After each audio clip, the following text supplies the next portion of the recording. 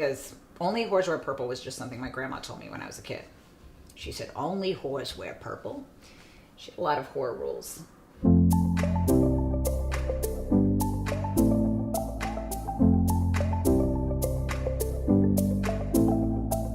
Well, I had no other skills, so I'd like to be one of those people that made this noble decision, like to leave it all for the arts. Like I would like my story to be that I was on my way to being like a doctor or a lawyer, but I was like, no, I have to do this. Like I've got this expression inside me that I need to rent out. But really, I was a terrible student.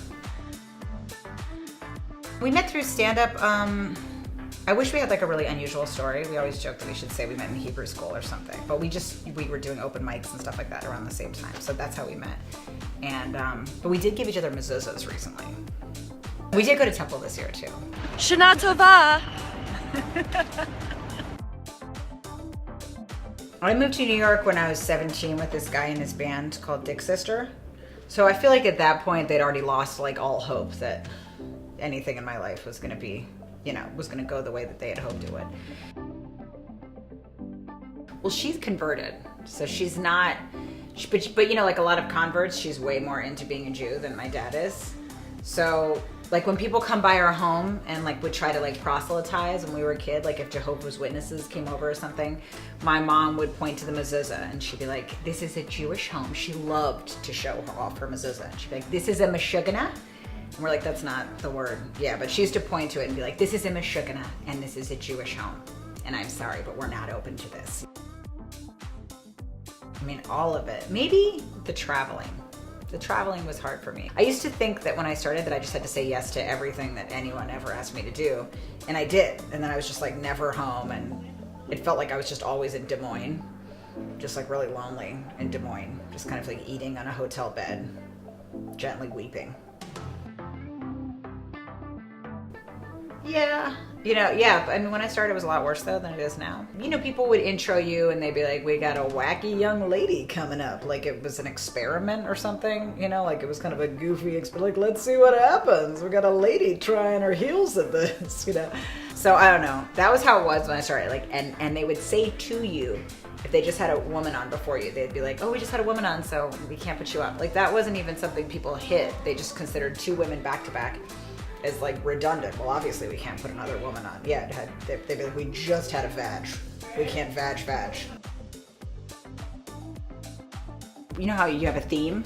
Well, my theme was like movies and like funny movies and stuff. And we had all these movie posters and we were supposed to get there an hour before everybody else and put up the posters, but my dad got lost. So we couldn't find it. So all my friends were there. And then I showed up late with like a Dirty Dancing poster under my arm. It was really embarrassing. And then I was putting them up like in front of my friends. Isn't that sad? We had a hot dog stand. I remember I was excited about that part of it. And I wore a strapless dress. I had no breasts at all, but like I thought it was so cool that I had on a strapless dress. I'll send you the picture. It's really upsetting.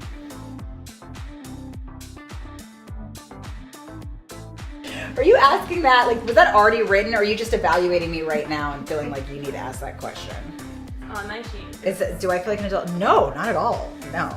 I mean, I'm not. I'm definitely not. Oh my God, there's been so many. I went out with this one guy and he kind of narrated the date while we were on it. He sort of lifted my chin up and then he sort of told me he was like, tonight I met a very special girl. She made me laugh.